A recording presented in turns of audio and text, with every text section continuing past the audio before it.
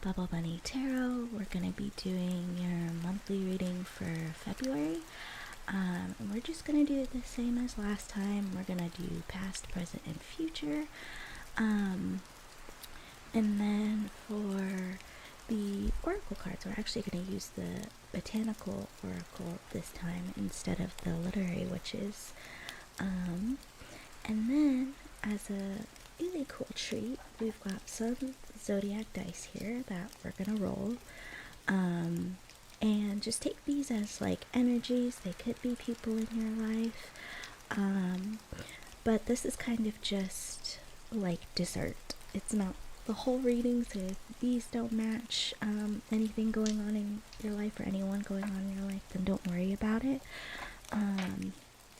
This is a general reading, and so take what resonates and leave what doesn't. We're gonna be kind of pulling on the energies from the last full moon that we've had in February, and then I'm gonna leave some dates up for kind of the important like moon cycles that are going to be going on that also might affect your current state as we move through the month of February. So yeah, I hope you guys enjoy your reading. Hi Capricorn, welcome to your February monthly reading. We're going to be doing it exactly the same as last time, with past, present, and future, your thoughts and feelings, any advice the universe wants to give to you, and the general energies. But I have a really cool treat.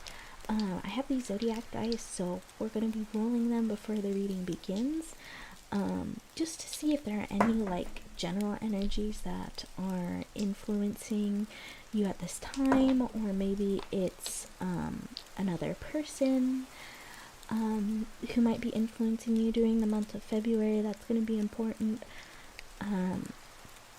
If you don't resonate with any of the signs that pop up here, that's completely okay. The dice is just kind of like dessert or like extra confirmation, so don't take it too seriously. So yeah, we'll begin.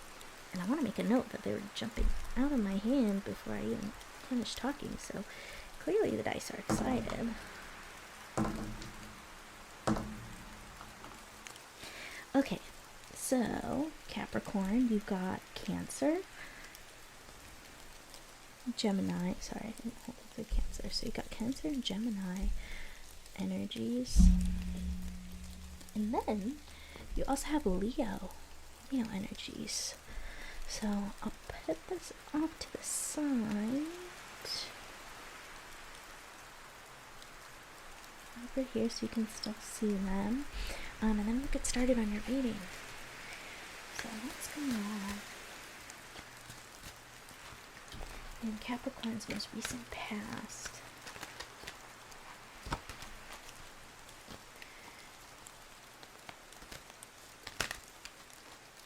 Take this one.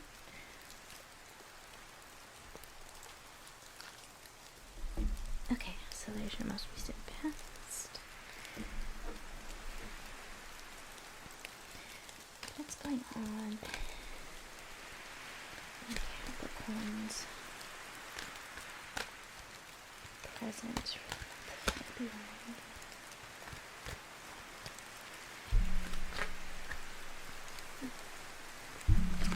This one and this one.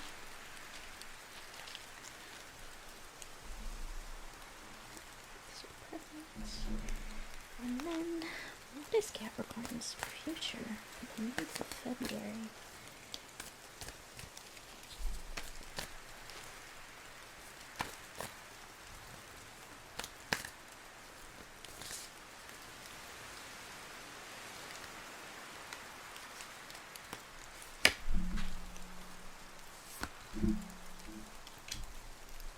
Take those two together. Okay, now we'll pull on your thoughts and feelings and what the overall energies you're experiencing for this month. So let me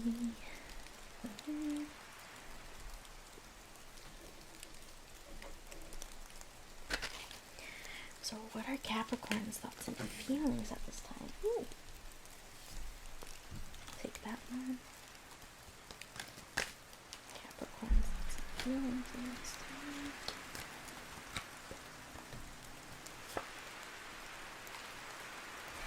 Okay, and now we will put on the general energies. So what are Capricorn's general energies at this time?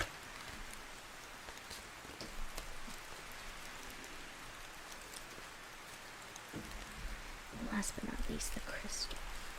Capricorn's general energies at this time.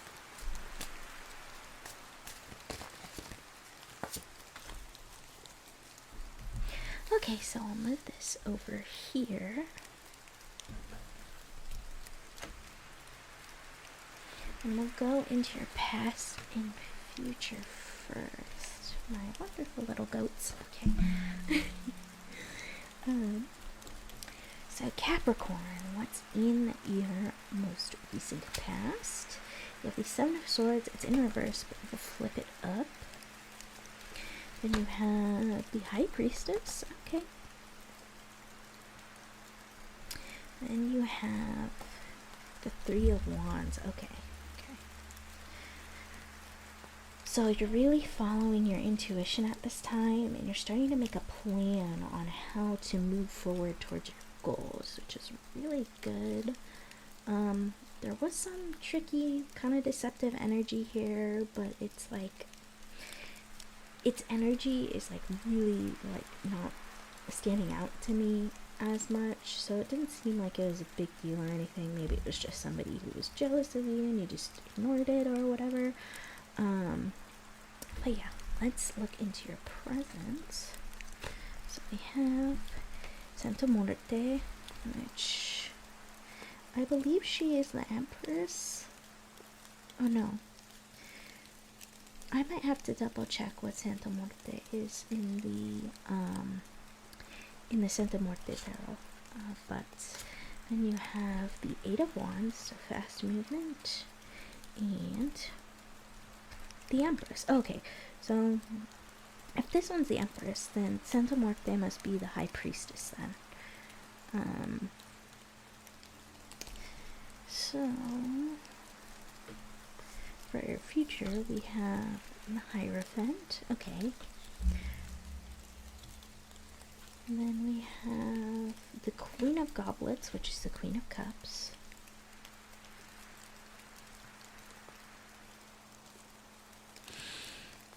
And then last but not least, you have the King of Goblets. Okay, so there's a lot of like counterpart energy here, and I'm saying this because you have the High Priestess and you have the Hierophant. So there may be someone or something in your life that was just like meant for you. So like someone that you have a soul contract with, or an event that you may have a soul contract with. And the interesting thing here is that you also have the Queen of Goblets and the King of Goblets. So you have two romantic counterparts. But the interesting thing is they're facing away from each other. So maybe there's a situation with a person, a friend, or like a romantic relationship where you are both heading in two different directions. Like you are both heading on the same journey, but two different directions. You're deciding to do your own thing. And that's not necessarily a bad thing, because certain people come and go in our life, but that's what I'm seeing. You're really trusting in your intuition with the High Priestess and the Santa Muerte's version of the High Priestess. And what you're doing is you're taking action on your intuition. If you have a gut feeling about it, you're gonna go do it. Or if you have a bad feeling, you're not gonna do it. So you're really in touch with your intuition at this moment, and you're acting with your intuition. And that's why you have so much Empress energy, this energy where you're just going to sit back and receive all the good things that are coming towards you, because you've already done the work through listening to your higher self. And That's why we also see in the future that you have the Hierophant, which typically signals something spiritual on a more traditional level. It's a little bit more structured, so maybe you are embracing structures for yourself that are going to help you achieve something, a certain goal in the future. But yeah, I see you really parting ways with somebody else, even though you might both be trying to achieve the same thing. Okay, so that's all I see for these cards. So I'm going to clear the table, and then we'll go into your thoughts and feelings at the moment.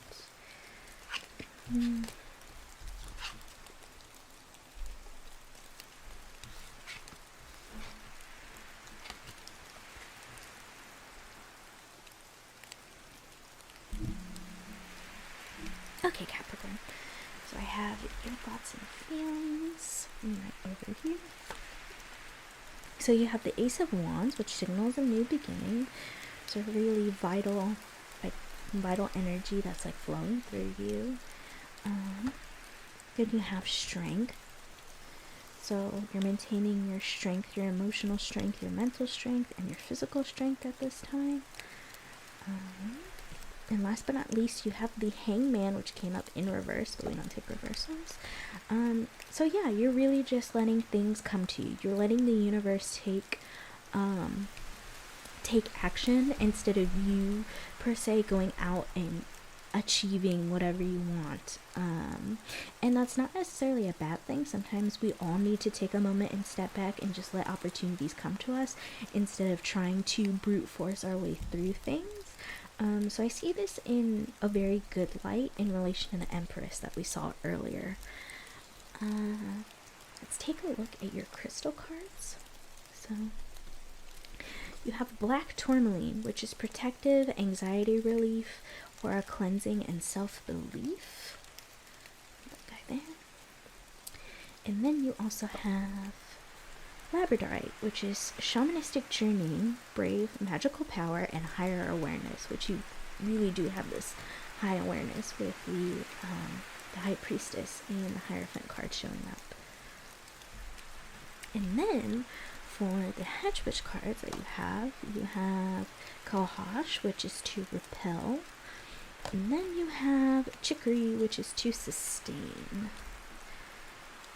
So we'll read them out, the entries out from the Hedge Witch field guide.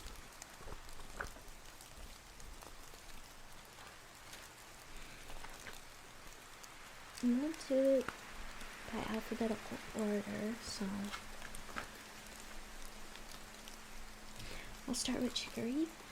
So, although humans use this plant as a drink and occasional food source, it is extremely valuable as animal fodder to supplement the diet of livestock, especially during times of the year when it's hard to grow other grazing crops. The oracle property of sustain speaks to the usefulness and availability of chicory during difficult times. Cows, horses, sheep, rabbits, and even poultry and field fowl take important nutrients from this plant. Chicory is an example of how one organism can sustain others. You may not always have the best skill set, the right answer, or the resources to share, but we can all contribute and support those around us. Sometimes that just means being there in a difficult moment, listening, moving furniture, or simply holding space for others. Do what you can to sustain others, and you will find others will do the same for you. The Six of Pentacles in a tarot deck speaks to charity, community giving, and the need to sustain one another. You may find yourself on the giving or receiving end of this equation, so try to handle either position with grace. And then you have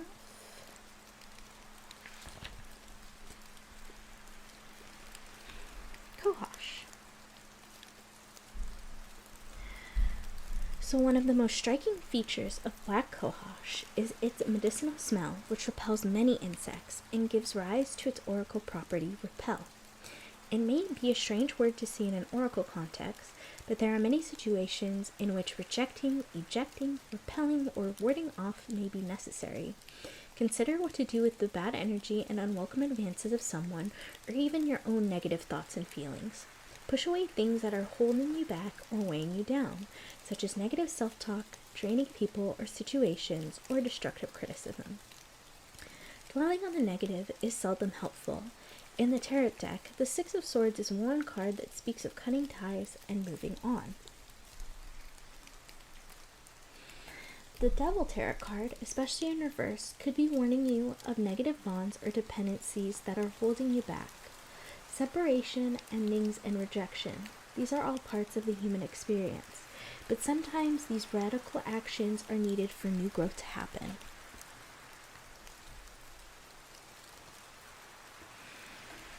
Okay, so we will put these cards to the side. Have a look at your advice deck. I'm going to keep the crystal cards and the plant cards over here.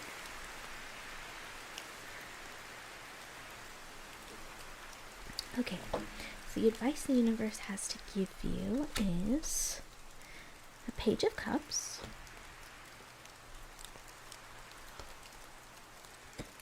the Star again,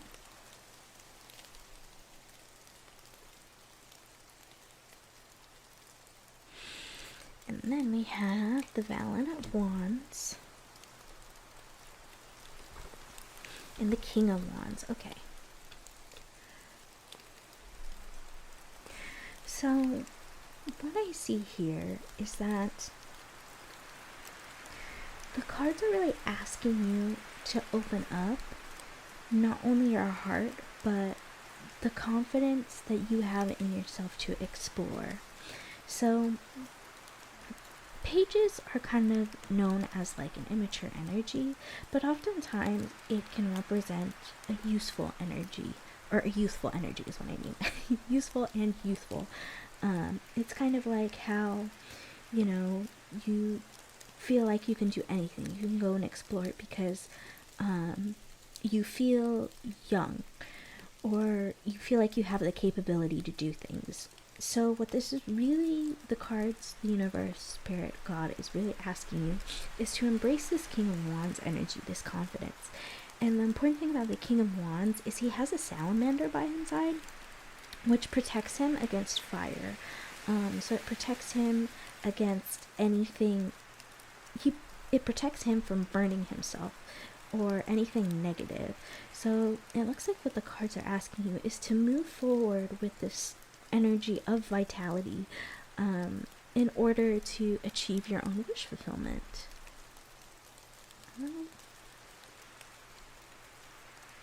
But yeah, I mean, the cards are pretty straightforward in terms of this advice. I'm not really seeing anything else here, anything that like particularly stands out. I mean, you're already listening to like your higher self, so maybe you just need to keep on following through with the things that you have planned, that Eight of Wands type energy where you're moving forward. And yeah, that's really all I have for you, Capricorn. Yeah, that's it. That's your February reading. Hopefully there's something that resonated with you. Remember to keep what resonates, leave what doesn't. And that's your February reading. I hope you enjoyed it. Thank you for watching, and I hope you also have a wonderful day.